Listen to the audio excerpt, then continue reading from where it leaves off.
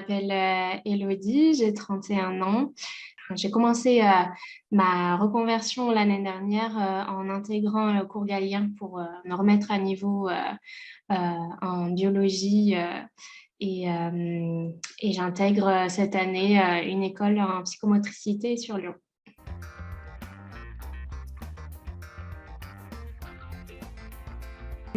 Pas une difficulté en particulier, mais par rapport à mon profil en reconversion, des questions tout au long, si j'ai fait le bon choix, etc.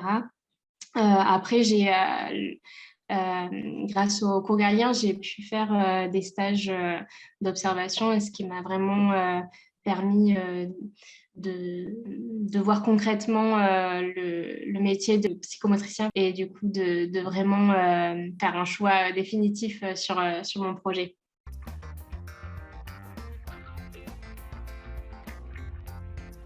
Oui, bah ça m'a beaucoup appris sur moi-même et ce que je voulais faire. Donc, d'être plus dans l'accompagnement auprès des personnes. Donc, les stages m'ont permis d'avoir cette approche, mais aussi l'expérience d'accompagnement au sein d'un EHPAD. On avait un projet étudiant où bah, tous les mois, on est allé euh, voir des personnes en situation de handicap, personnes âgées, pour pouvoir bah, leur apporter une animation, un accompagnement de quelques heures et les sortir de leur quotidien.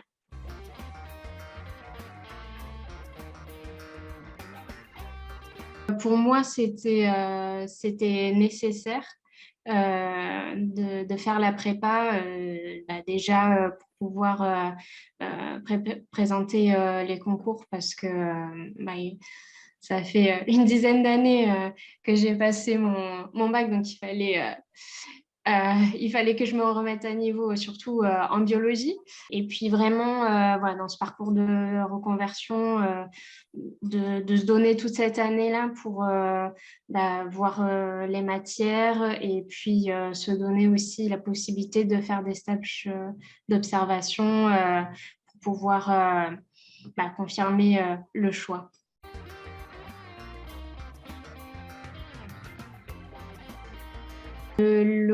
Les cours Galien, ben, bien sûr, c'est les matières.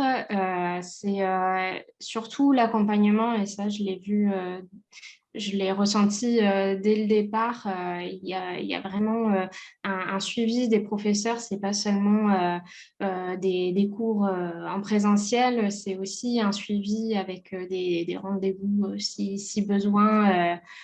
Pour faire le point en cours d'année avec euh, la professeure de français ou de biologie. Et puis aussi un accompagnement pour après se projeter dans les écoles et puis même avoir une posture professionnelle. Donc ça, ça va au-delà ouais, des cours.